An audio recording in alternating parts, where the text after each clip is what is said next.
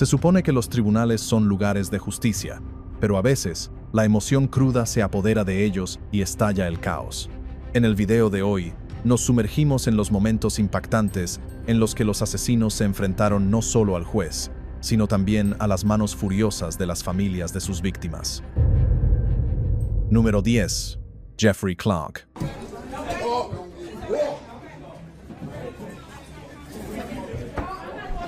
Man, they gonna see you. En un tribunal de Michigan, la emoción estaba a flor de piel mientras Jeffrey Clark, de 33 años, se enfrentaba al juicio por el asesinato a sangre fría de Jerry Robertson, de 28 años. El asesinato ocurrió el 4 de julio de 2022 en Fraser, Michigan. La fiscalía lo describió no solo como un tiroteo, sino como una ejecución. Las imágenes de seguridad de un timbre captaron el horrible momento en que Clark persiguió a Robertson por el estacionamiento de un complejo de apartamentos y le disparó a quemarropa mientras él rogaba por su vida. La policía conectó rápidamente a Clark con la escena del crimen a través de un monitor de tobillo que ya llevaba puesto de un caso anterior. Tenemos los registros de la correa que lo ubican en el lugar, declaró el fiscal ante el tribunal. Durante el juicio, la novia de Clark testificó que, tras el tiroteo, él la amenazó de muerte si hablaba. Dijo que Clark admitió que Robertson había suplicado por su vida y que su única preocupación después fue que lo atraparan debido al monitor de tobillo.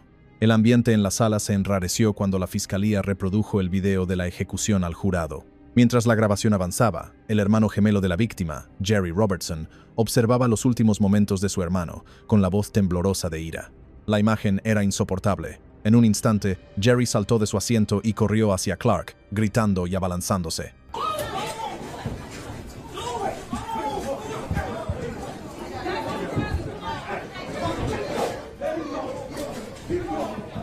Los oficiales del tribunal se apresuraron a intervenir, pero no antes de que Jerry lograra asestarle un puñetazo en la cara.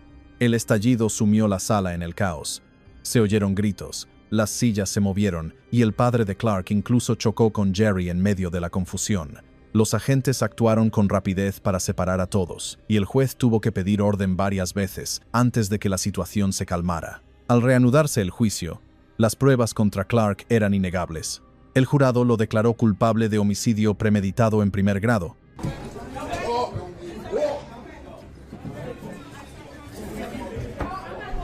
Man, they gonna see you. Delito grave por arma de fuego y posesión de arma de fuego por parte de un delincuente.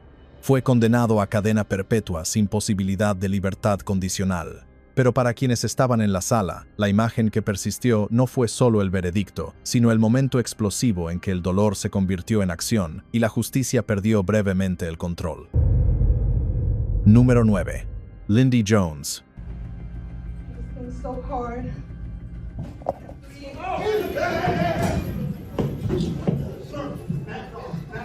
En un instante, todos escuchaban al juez leer el veredicto. Lo siguiente que vemos es a un hombre saltando desde la galería, abalanzándose sobre el asesino de su hija, Lindy Jones. Lo que se suponía que sería una sentencia rutinaria se convirtió en una escena de caos, dolor y furia desenfrenada ante los ojos atónitos del tribunal.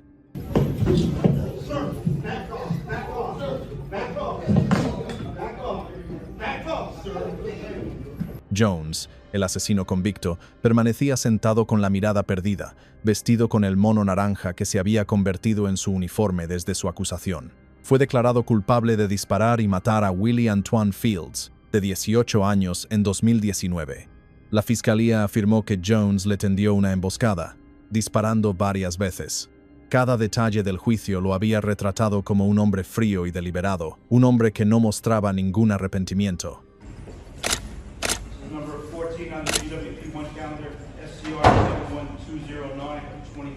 Cuando llegó el día de la sentencia, la familia de Jasmine llenó la sala. Habían soportado las pruebas, las fotos y la larga espera para que se hiciera justicia. Mientras la madre daba su declaración de impacto, el ambiente se tornó muy emotivo. Habló de cómo Lindy le había quitado a su única hija. El tribunal cometió un grave error al permitir que el padre de la víctima se sentara justo detrás del asesino. Nada se lo impedía, y vio la oportunidad de atraparlo. Eso fue todo. El padre estalló. En un instante, se abalanzó sobre la barandilla, lanzando los puños hacia el hombre que le había quitado la vida a su hija.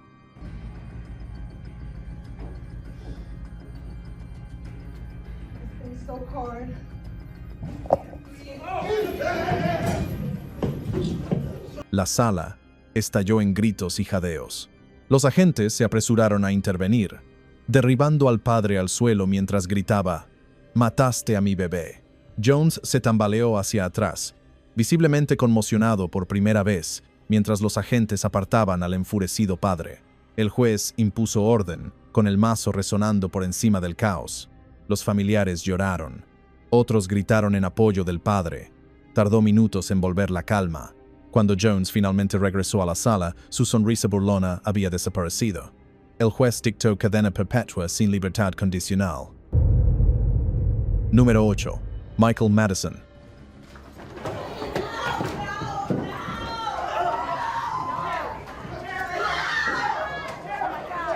Se suponía que sería una sentencia más en un tribunal de Ohio, hasta que se desató el caos frente al tribunal. Michael Madison, un asesino en serie convicto, permaneció impasible mientras las familias de sus 3 víctimas se preparaban para enfrentarlo por última vez. Pero lo que comenzó como un procedimiento rutinario se convirtió rápidamente en un momento inolvidable de rabia y dolor cuando un padre afligido estalló al ver la sonrisa burlona del asesino. Madison, de 39 años, había sido declarado culpable del asesinato de 3 mujeres: Angela Deskins, Shetisha Sheely y Shirelda Terry, cuyos cuerpos fueron descubiertos metidos en bolsas de plástico cerca de su casa en East Cleveland. La policía declaró que su apartamento era una pesadilla, fluidos en descomposición, gusanos y hedor a muerte por todas partes. Madison, a quien la fiscalía comparó con otro asesino en serie local, Anthony Sowell, había buscado y eliminado a sus víctimas de maneras casi idénticas. Su defensa argumentó que los asesinatos ocurrieron en el calor del momento, alegando que no hubo ningún plan detrás de la violencia. Pero la fiscalía presentó una historia mucho más oscura, un patrón calculado de crueldad. Cada mujer fue atada, asesinada y abandonada en un corto periodo de tiempo. El jurado permaneció en silencio, horrorizado, mientras las pruebas revelaban la intencionalidad de los crímenes de Madison. Cuando se leyeron los veredictos de culpabilidad, los familiares lloraron en silencio. Madison, sin embargo, permaneció inmóvil, con una leve sonrisa en su rostro. Durante la lectura de la sentencia, el tribunal permitió hablar al padre de Shirelda Terry, Van Terry. Su voz se quebró por la emoción al dirigirse directamente a Madison, llamándolo payaso por lo que había hecho. Entonces, Madison volvió a sonreír. Eso fue todo. Van Terry se abalanzó repentinamente sobre la mesa del tribunal hacia el asesino. La sala se llenó de jadeos cuando los agentes lo agarraron en el aire, sujetándolo antes de que pudiera alcanzar a Madison. La sala quedó sumida en un silencio atónito. Momentos después, la jueza Nancy McDonnell calificó los crímenes de Madison de actos de absoluta inhumanidad y lo condenó a muerte. El asesino no mostró ninguna reacción mientras se lo llevaban.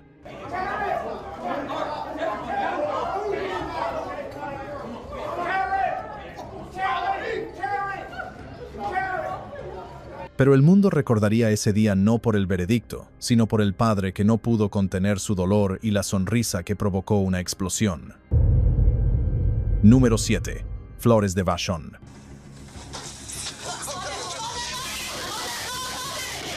Vashon Flowers, de 46 años, se sentó a la mesa del acusado en un tribunal del condado de Muskegon, Michigan, acusado de asesinar a su esposa, Jaime, tras lo que la policía describió como una larga y agria discusión por cigarrillos.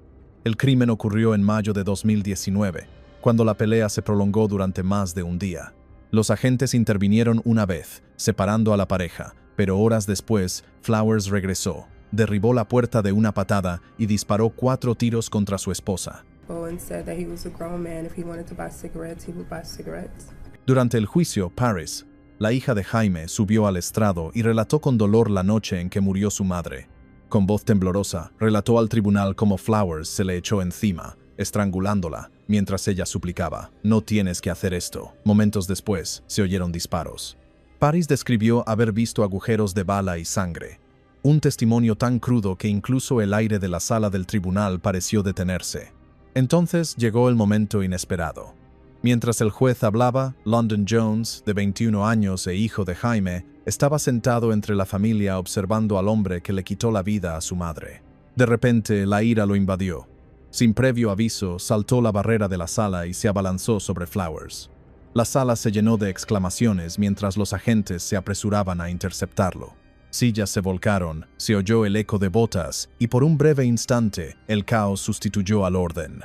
Los oficiales del tribunal sujetaron rápidamente al joven, derribándolo al suelo antes de que pudiera alcanzar su objetivo. El ataque duró solo unos segundos, pero reveló el dolor intenso que años de audiencias judiciales no pudieron contener. London fue escoltado fuera, todavía gritando, mientras el juez pedía calma. La sala del tribunal se sumió lentamente en un silencio incómodo. Finalmente, Vashon Flowers fue declarado culpable de asesinato manifiesto y condenado a cadena perpetua sin libertad condicional. Número 6. Eric McCullough.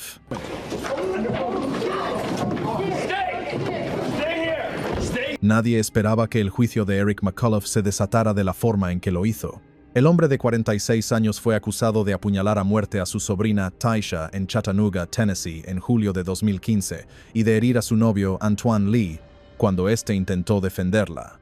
Los familiares se sentaron a pocos metros de McCullough, obligados a revivir una tragedia que ya los había destrozado. Las emociones estaban a flor de piel, pero nadie podría haber predicho lo rápido que se descontrolarían. El día que Antoine Lee subió al estrado fue cuando todo se descontroló. Ya detenido por un cargo no relacionado, Lee fue escoltado a la sala por los agentes. Al pasar junto a la mesa de la defensa, su mirada se cruzó con la de McCullough, y en ese instante, algo cambió. Sin decir palabra, Lee se abalanzó sobre McCullough, lanzando golpes salvajes y asestando varios puñetazos antes de que nadie pudiera reaccionar. Los agentes le gritaron que parara, pero él siguió atacando. Papeles volaron, sillas se volcaron, y la sala se convirtió en un caos. 4 agentes intervinieron y derribaron a Lee al suelo mientras éste seguía forcejeando. Uno de ellos sacó una pistola eléctrica y gritó advertencias mientras otros intentaban sujetarlo. La voz del juez se elevó por encima del ruido, ordenando el cierre inmediato.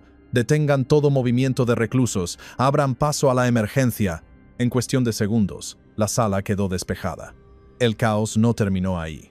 Los gritos se extendieron al pasillo, donde los agentes se apresuraron a controlar el creciente alboroto y mantener separados a los demás reclusos. Cuando finalmente volvió la calma, la sala del tribunal quedó sumida en el caos.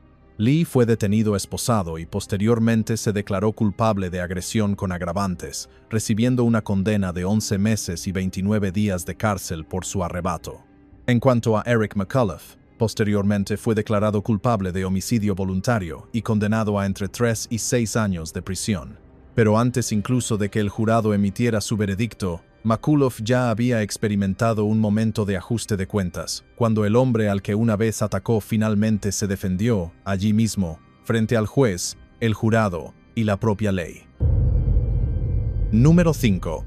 Dale Williams.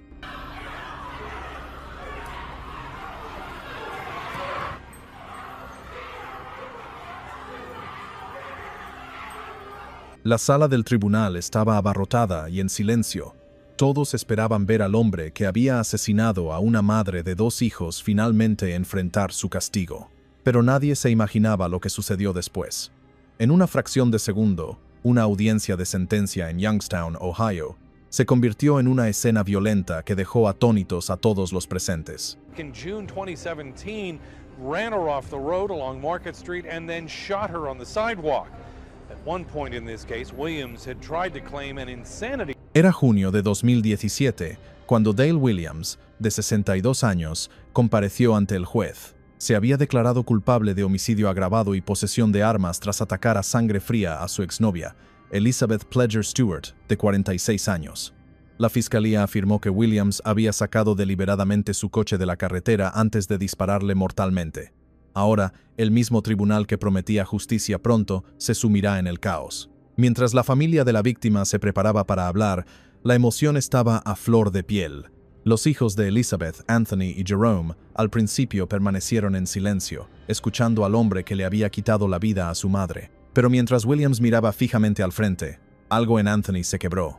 Sin previo aviso, El hombre de 30 años se abalanzó sobre la mesa del tribunal, esquivando a los agentes y derribando a Williams al suelo. La multitud ahogó un grito cuando Anthony lo agarró por las piernas y lo tiró al suelo con fuerza.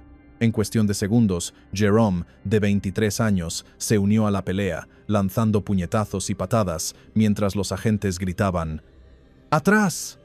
¡Atrás, señor!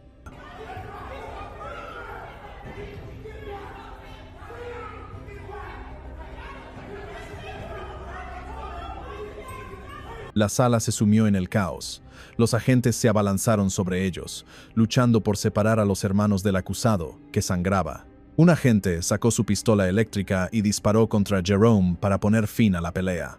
Cuando finalmente se restableció el orden, Williams fue escoltado fuera, limpiándose la sangre del rostro. Los hermanos Stewart fueron esposados y arrestados por agresión, desacato al tribunal y obstrucción a la justicia. Una semana después, Dale Williams fue sentenciado a 23 años de prisión perpetua por el asesinato de Elizabeth. Número 4. Frank Dillon Jr. Comenzó como cualquier otro día de sentencia, tranquilo, tenso y cargado de emoción. Pero en ese tribunal de Houston, lo que comenzó como una sentencia por asesinato para un adolescente se convirtió rápidamente en una de las escenas judiciales más caóticas de los últimos tiempos. El acusado, Frank Dillon Jr., con solo 17 años cuando asesinó a su novia de 16, Diamond Alvarez, estaba a punto de enfrentarse a su familia por primera vez desde el asesinato. La fiscalía declaró que Dillon disparó a Diamond 22 veces, la mayoría de las cuales impactaron en su espalda mientras intentaba huir en un parque cerca de su casa. La brutalidad del crimen conmocionó a la comunidad, e incluso después de que Dillon aceptara un acuerdo con la fiscalía para evitar el juicio, la ira en la sala era inconfundible. El juez dictó sentencia, las familias se sentaron en bandos opuestos, y el silencio previo a la sentencia fue como el aire antes de una tormenta. Cuando la madre de Diamond, Anna Machado, subió al estrado para prestar su declaración de impacto, su voz se quebró bajo el peso del dolor.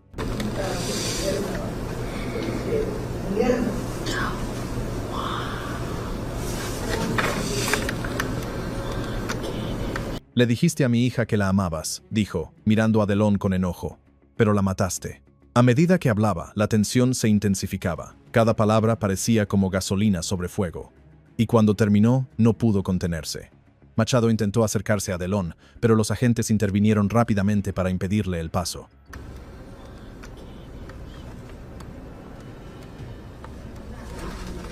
Entonces estalló el caos. De repente, un hombre con una camiseta azul y blanca, el tío de Diamond, atravesó la sala, blandió el puño y le asestó un puñetazo a Dillon en la cara. La sala estalló en cólera. El juez corrió a refugiarse. Los agentes gritaron pidiendo orden, y en medio de la confusión, la madre de Dillon corrió hacia su hijo. Intentó protegerlo, pero otra mujer la derribó al suelo y la atacó con una ráfaga de puñetazos en un estado de rabia y dolor.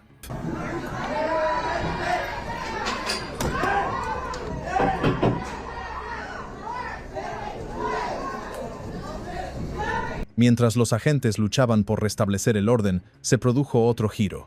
Un recluso de otro caso, Michael Combs, escapó en medio del caos. De alguna manera, logró zafarse de sus grilletes. Se deshizo del grillete electrónico y desapareció por la puerta del juzgado. Cuando finalmente volvió la calma, Dillon fue sentenciado a 45 años de prisión, con derecho a libertad condicional tras cumplir la mitad. Pero ninguna sentencia pudo borrar lo ocurrido ese día, ni el escalofriante momento en que el desamor de una madre convirtió un tribunal en un campo de batalla. Y justo cuando piensas que esto no podría volverse más caótico, espera a escuchar lo que sucedió en la siguiente pelea en el tribunal. Número 3. Quinn Bowes. En el momento en que Quinn Bowes se giró para salir de la sala, todo estalló. Un hombre se separó de la multitud, a puñetazos, golpeando a Bowes una y otra vez antes de que los agentes pudieran reaccionar. El atacante no era un desconocido. Era el propio hermano de Bowes, Jeremiah Hartley, tío del bebé que Bowes había matado. En segundos, la sentencia de un asesino de niños convicto se convirtió en una pelea a gran escala en un juzgado del condado de Gibson. Bowes, de tan solo 23 años, había sido acusado de la muerte de su hijo de 11 semanas. Primero declaró a la policía que el bebé se había caído de la cama y había dejado de respirar. Pero los investigadores no le creyeron. La autopsia reveló la verdad: un traumatismo cráneoencefálico por objeto contundente, compatible con maltrato violento. Bowes admitió posteriormente el delito y se declaró culpable de violencia doméstica con resultado de muerte. Cuando llegó el día de la sentencia, la sala estaba repleta de familiares, todos esperando el final. El juez impuso a Bowes una condena de 25 años de prisión y por un instante pareció haber terminado. Bowes mantuvo la mirada baja, esposado e impasible, listo para que lo escoltaran fuera. Entonces llegó Hartley. En cuanto Bowes se cruzó frente a él, Hartley se abalanzó sobre él, desatando una lluvia de puñetazos en la cara y el pecho de su hermano.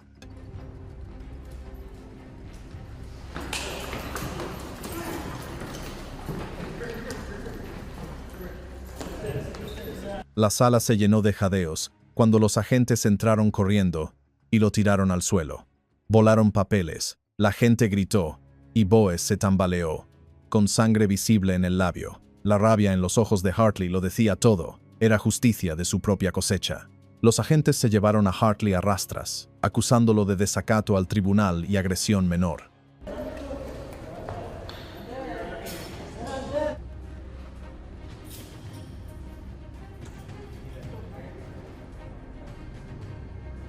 Posteriormente, fue condenado a 179 días de cárcel por el ataque. La sala se llenó de un silencio atónito, y el breve caos dio paso a una profunda quietud.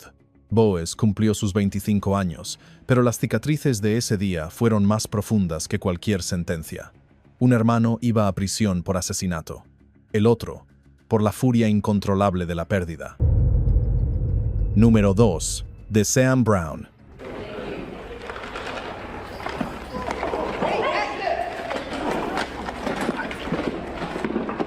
Nadie esperaba que una audiencia judicial se convirtiera en un campo de batalla, pero eso fue exactamente lo que sucedió cuando Desean Brown se enfrentó a la fiscalía por la muerte de Entia Latimore. Brown fue acusado de asesinar a su novia de 29 años en diciembre de 2020 en el condado de Hamilton, Ohio, y luego de arrojar su cuerpo cerca del puente Purple People.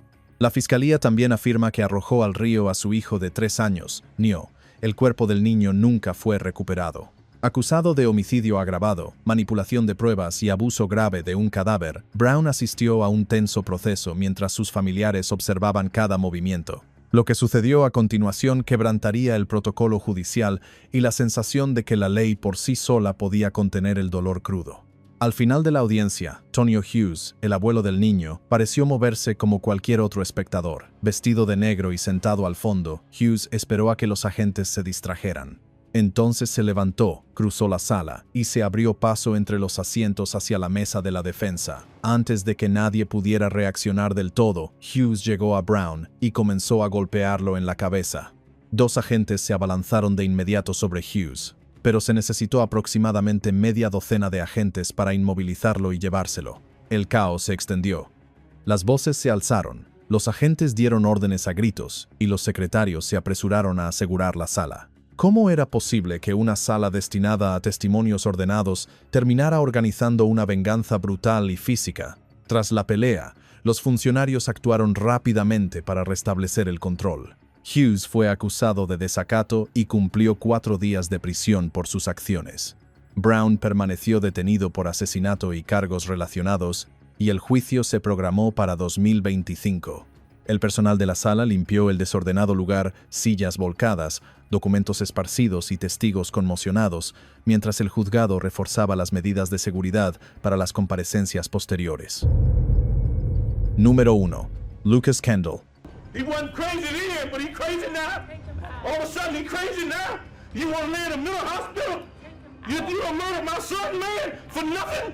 En un tribunal de Miami, la situación se desató rápidamente en un caos absoluto. Lucas Kendall, quien a los 26 años era guardia de seguridad del Club Lex, no se enfrentaba a una multitud de clientes del club nocturno esta vez, sino a un tribunal lleno de ira. Estaba acusado de matar a Keehan Bard, de 29 años, y de dejar paralizado a su amigo Michael Sims durante un tiroteo en 2012 en el estacionamiento del club. La fiscalía afirmó que Kendall abrió fuego tras confrontar a los 2 hombres por consumir drogas, disparándoles mientras Bard intentaba huir. Años después, el tribunal no solo se trataba de pruebas, sino de ira e incredulidad.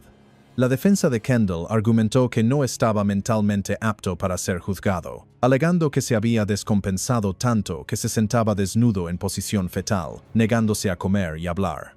Querían que lo mantuvieran en un hospital psiquiátrico en lugar de prisión. Pero ese fue el punto de quiebre para el padre de Kehan Byrd, Donald Byrd. Se puso de pie, temblando de furia, gritando a través de la sala: «Mi hijo está muerto, hombre, no necesita un psiquiátrico, tiene que ir a la cárcel». El juez intentó calmarlo, pero el dolor lo invadió sin control.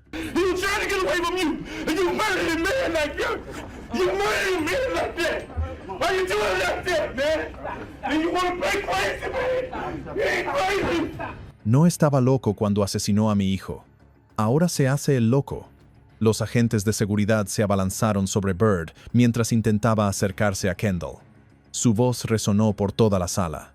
Los agentes tuvieron que escoltarlo mientras gritaba: «Le disparaste a mi hijo por la espalda mientras intentaba escapar». Cuando se restableció el orden, Kendall finalmente fue declarado competente para ser juzgado. Sorprendió de nuevo a la sala al despedir a su abogado e insistir en representarse a sí mismo. Minutos después, declaró que se negaba a participar. «No voy a ser parte de esta farsa», le dijo al juez. Durante el juicio, Kendall intentó invocar la ley de defensa propia de Florida, argumentando que disparó en defensa propia. Pero las pruebas desmintieron esa afirmación. Las víctimas estaban desarmadas, y las trayectorias de las balas indicaban que huían. El jurado no creyó su versión. Kendall fue declarado culpable de todos los cargos y condenado a prisión.